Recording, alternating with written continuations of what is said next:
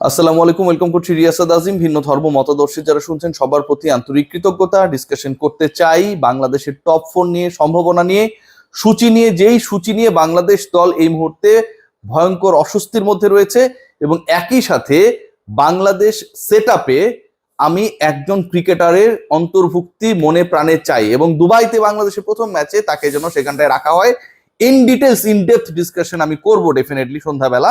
কিন্তু তার আগে বলে রাখি যে পারভেজ হোসেন ইমন, যাকে ড্রপ করা হয়েছে সবশেষ ম্যাচে, he must be included to the 11 in the next match against Sri Lanka. Why I am discussing regarding Bangladesh super 4 issue and the opportunity and probability of their final.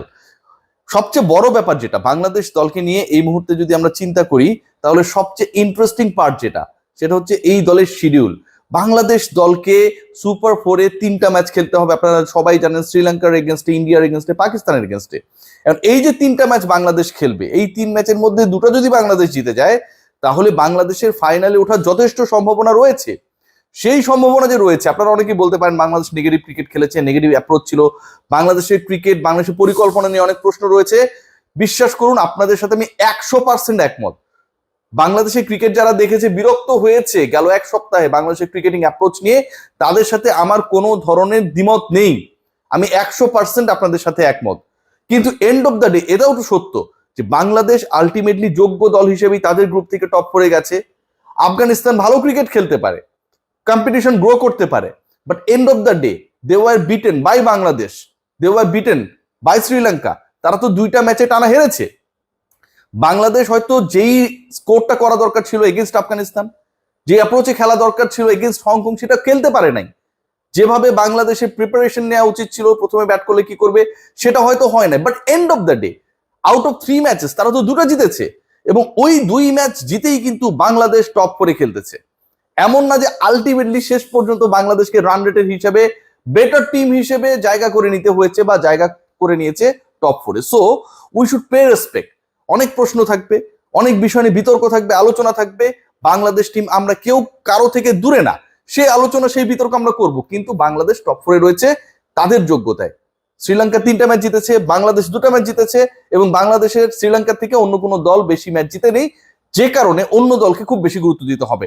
But important part কি, আমি যে আলোচনাটা করতেছি যে বাংলাদেশের ফাইনাল খেলার যথেষ্ট সম্ভাবনা রয়েছে, এ কারণে দেখুন অপোনেন্ট 3টা দল বাংলাদেশের, সেটা আপনারা সবাই জানেন। সেই 3 দলের মধ্যে রয়েছে ইন্ডিয়া, সেই 3 দলের মধ্যে রয়েছে শ্রীলঙ্কা অ্যান্ড পাকিস্তান। বাংলাদেশের সবশেষ যদি আমরা ম্যাচেস গুলো খেয়াল করি, সিরিজের রেজাল্ট গুলো খেয়াল করি, শ্রীলঙ্কার মাটিতে গিয়ে ভাই বাংলাদেশ শ্রীলঙ্কাকে তো হারিয়েছে। আপনি তো এটাকে এসকেপ করতে পারবেন না, এই তথ্যটাকে আপনি কি অ্যাভয়েড করতে পারবেন না। আপনি আমি কেউই পারবো না। প্রথম ম্যাচে ডিফিটেড হবার পরে টানা 2 ম্যাচে বাংলাদেশ কনভিনসিংলি উইথ কনফিডেন্স জিতেছে। পাকিস্তানের বিপক্ষে ঘরের মাঠে বাংলাদেশ টানা 2 ম্যাচ জিতেছে। এখন খেয়াল করে দেখুন, বাংলাদেশ প্রথম ম্যাচে শ্রীলঙ্কার এগেনস্টে যদি জিতে যায়, পরের ম্যাচ আগামীকালের ম্যাচ খেয়াল করে দেখুন, তাহলে বাংলাদেশের জন্য তো অনেক অনেক বেশি দ্বার উন্মুক্ত হয়ে যাবে। বাংলাদেশ সুপার 4-এ অলমোস্ট তাদের থার্ড ম্যাচটা যখন খেলবে, তখন অলমোস্ট সুপার 4 শেষের দিকে।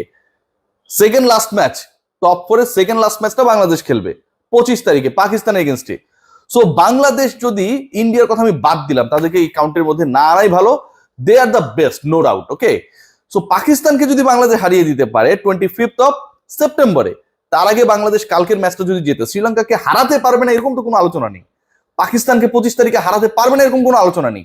পাকিস্তান যে ধরনের ক্রিকেট খেলেছে, যে ব্র্যান্ডের ক্রিকেট খেলছে so far in the Asia cup, খুব কনভিন্সিং ক্রিকেট খেলেছে। বাংলাদেশের থেকে কি বেটার ক্রিকেট খেলেছে?